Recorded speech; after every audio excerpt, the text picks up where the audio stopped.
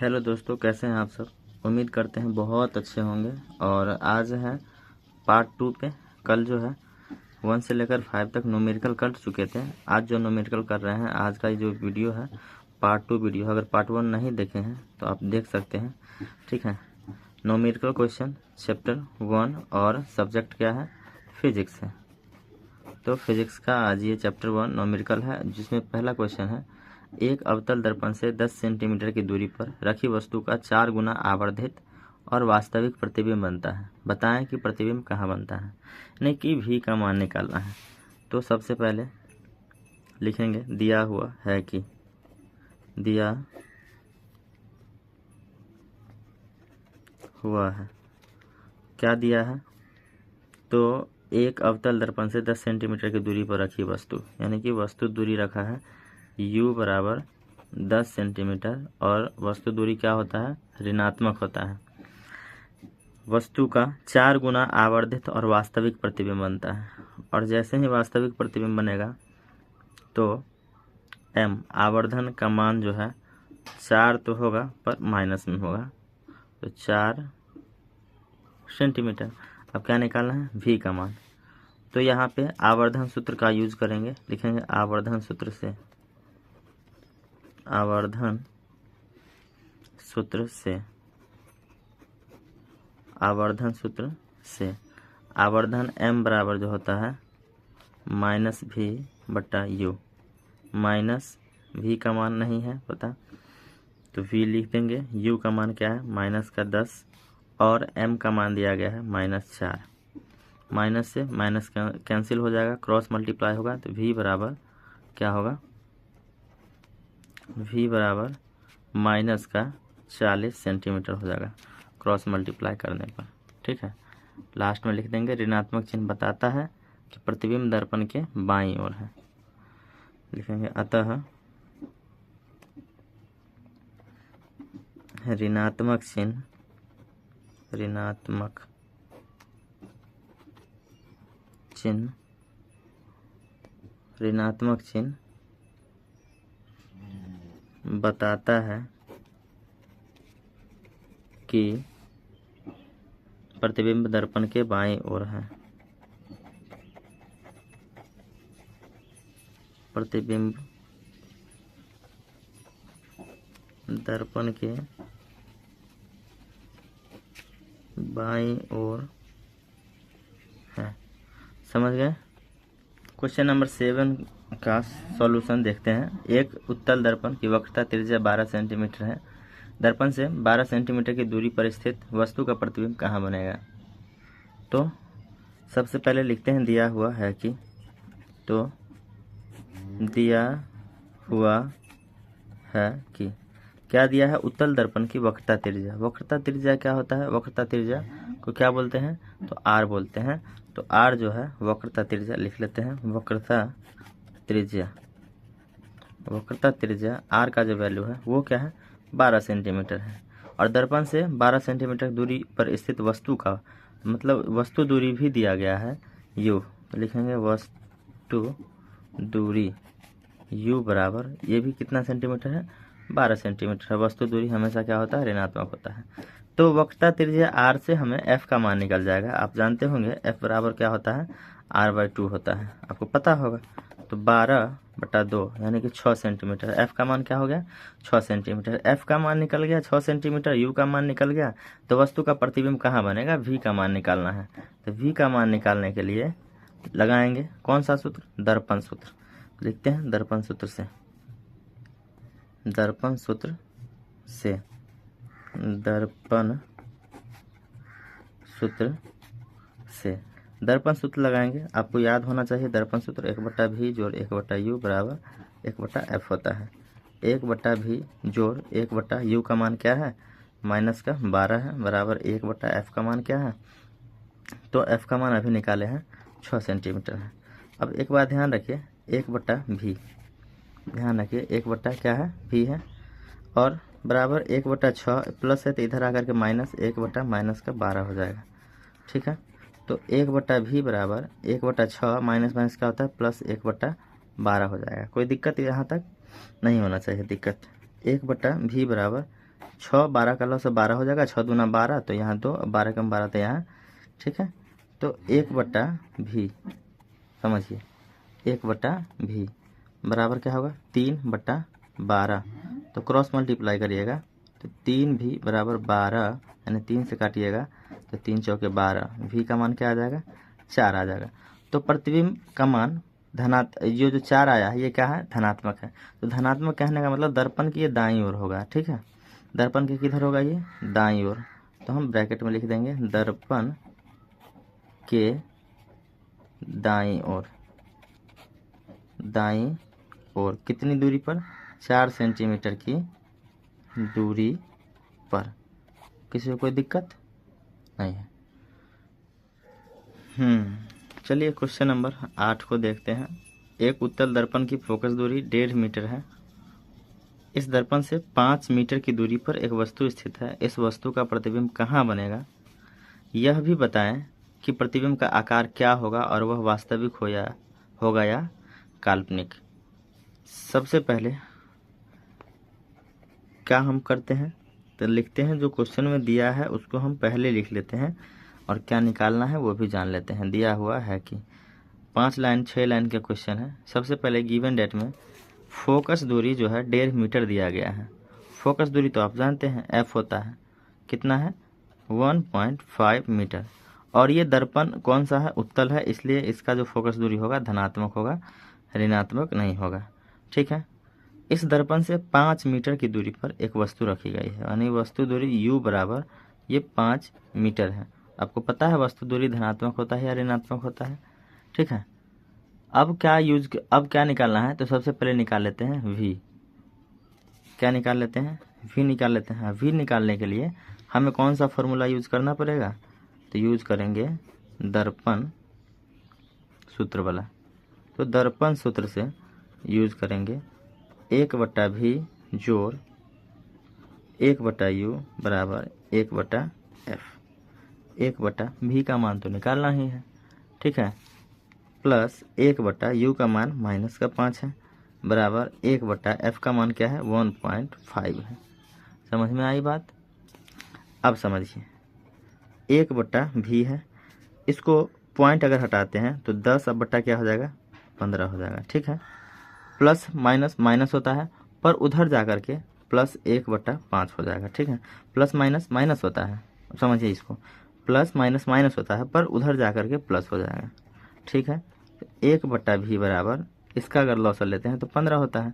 15 कम 15 इसलिए 10 से कम 10, 5 तिया 15 इसलिए इसको क्या रखेंगे 3 रखेंगे, ये 13 हो जाएगा।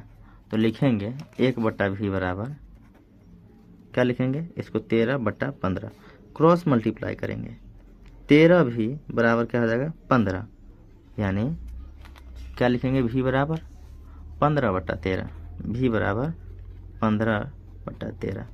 तो v का मान यहाँ से जब भाग करिएगा तो 1.15 मीटर आएगा। और v का मान धनात्मक है। धनात्मक मतलब क्या, दर्पण के कौन से ओर है तो दाहिनी ओर है।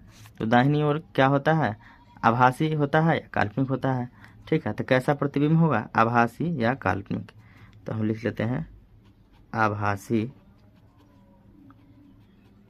आभासी बनेगा, ठीक है। कैसा बनेगा आभासी बनेगा। अब जो है इस क्वेश्चन में और भी है कि यह भी बताएं कि प्रतिबिंब का आकार क्या होगा और वह वास्तविक होगा या आभासी। तो आभासी तो बता दिए हैं। इस वस्तु का प्रतिबिंब कहाँ बनेगा तो कहाँ बनेगा दर्पण के दाईं ओर बनेगा, ठीक है। दर्पण के किधर बनेगा दाईं ओर, आप लिख लीजिए दर्पण के दाईं ओर। अब क्या निकालते हैं m का मान, तो पुनः क्या यूज करेंगे m। तो m बराबर क्या होता है -v/u। तो अभी जो है -1.15, v का मान 1.15 निकाले हैं, माइनस है, u का मान क्या रहेगा तो -5 रहेगा। यहाँ से माइनस कैंसिल हो जाएगा, ठीक है। जब इसको पूरा प्रक्रिया करेंगे तो 0.23 होगा। तो लास्ट में लिख लेंगे अतः प्रतिबिंब का आकार, किसका आकार प्रतिबिंब का आकार वस्तु के आकार से वस्तु के आकार से 0.23 गुना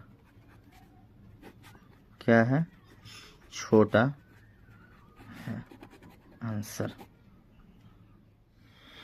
9th नंबर क्वेश्चन पढ़ते हैं। एक उत्तल दर्पण की फोकस दूरी 6 सेंटीमीटर है और दर्पण से 7.5 सेंटीमीटर पर 3 सेंटीमीटर ऊंची एक वस्तु रखी है, तो प्रतिबिंब का स्थान, आकार तथा उसका स्वरूप निकालें। तो सबसे पहले हम लिखते हैं दिया हुआ है कि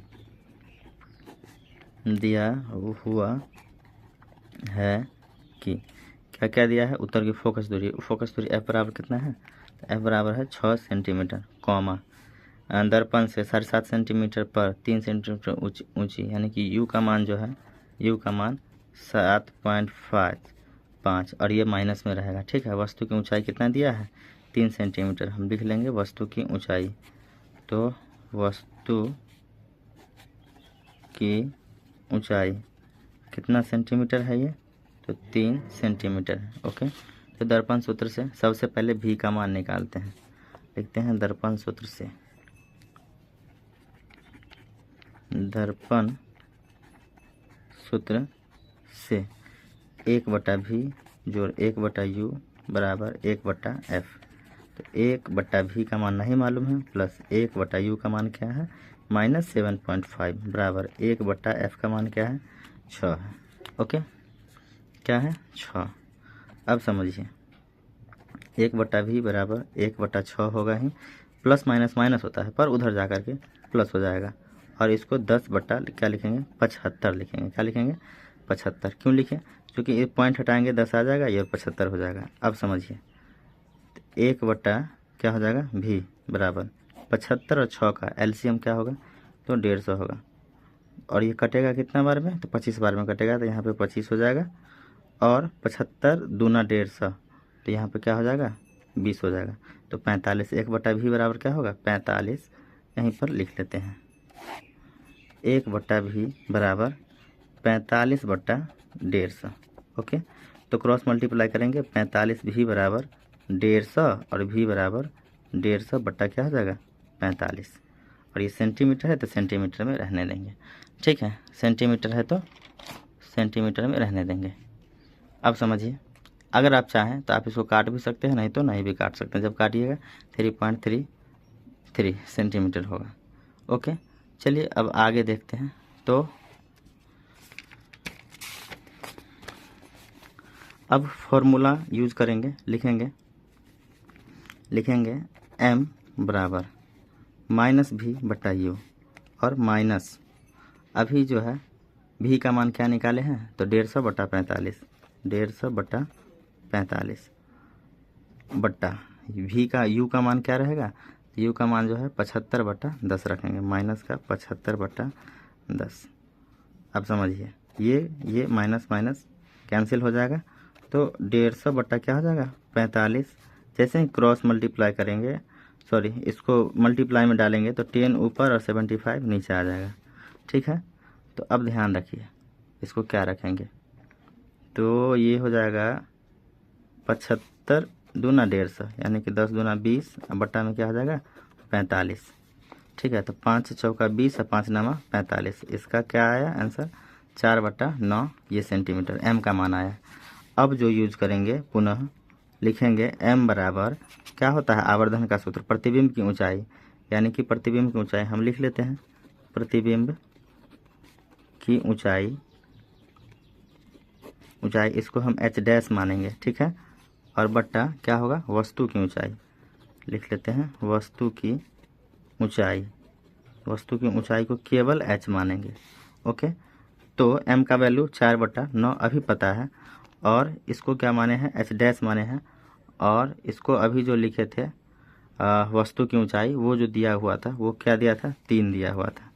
ठीक है। तो क्रॉस मल्टीप्लाई करेंगे, 9h' इक्वल टू 4 तिया 12, तो h' इक्वल टू क्या होगा, 12/9, 3 तिया 9, 3 चौक 12, यानी कि h' बराबर क्या होगा, 4/3। इसको जब भाग करेंगे तो 1.33 आएगा। तो वस्तु का प्रतिबिंब काल्पनिक और सीधा बनेगा। ठीक है। वस्तु का प्रतिबिंब कैसा बनेगा? काल्पनिक और सीधा। तो लिख लेते हैं, अतः वस्तु का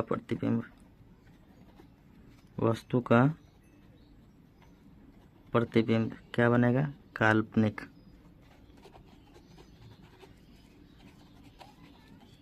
और क्या? सीधा। समझ में आया सबको?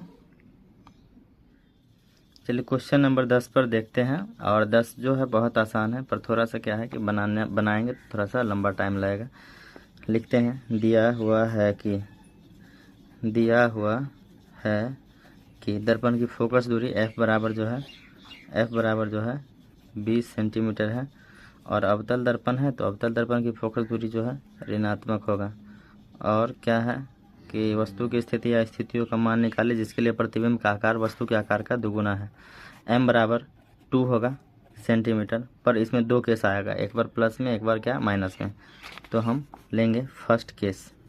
जैसे ही फर्स्ट केस लेंगे तो फर्स्ट केस में लेंगे m बराबर 2, और 2 जब लेंगे तो ये प्रतिबिंब इस समय क्या होगा? इस समय का प्रतिबिंब क्या होगा? तो प्रतिबिंब होगा काल्पनिक। प्रतिबिंब क्या होगा? काल्पनिक प्रतिबिंब होगा।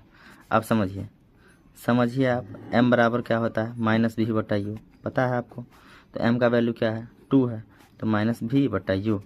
तो यहाँ से 2u क्रॉस मल्टीप्लाई करिए, 2u माइनस भी इक्वल टू क्या हो जाएगा? 2u। यानी कि v का मान क्या है? v का मान क्या है? -2u। समझ रहे हैं? v का मान v तो है ही, और v का मान क्या है? -2u। अब समझिए, दर्पण सूत्र से क्या अप्लाई करेंगे यहाँ पे? दर्पण सूत्र से 1/v plus 1/u equal to 1/f। आसान क्वेश्चन है। 1 क्या हो जाएगा? v के जगह पे v का मान क्या है? -2u प्लस 1/u का मान तो u है ही, 1/f का मान है तो हाँ है, माइनस क्या है? 20 है। अब लीजिए एलसीएम लीजिए ना, लीजिए तो -2u हो जाएगा। क्या हो जाएगा? -2u कट जाएगा तो 1 होगा। आप समझिए, इसको कितने बार में काटेंगे? कितने बार में? तो -2 बार में काटेंगे। u से u कट जाएगा तो -2 बचेगा, तो -2 को 1 से तो -2 इक्वल टू 1/-20। अब समझिए, -1/-2u इक्वल टू 1/-20। समझ रहे हैं? अब समझिए, माइनस से माइनस कट जाएगा, माइनस से माइनस कट गया। और इसके बाद देखिए 2 से ये चलिए क्रॉस से मल्टीप्लाई कर लेते हैं, ठीक है। तो समझिए, माइनस से माइनस कट गया तो यहाँ बचा 2u इक्वल टू यहाँ पे -20, यानी कि u का मान क्या हुआ? तो u का मान हो गया 2×10 -10 सेंटीमीटर। अब क्या होगा? अब जो है केस सेकेंड आएगा, तो केस सेकेंड में m का मान क्या लेंगे? -2 लेंगे, ठीक है।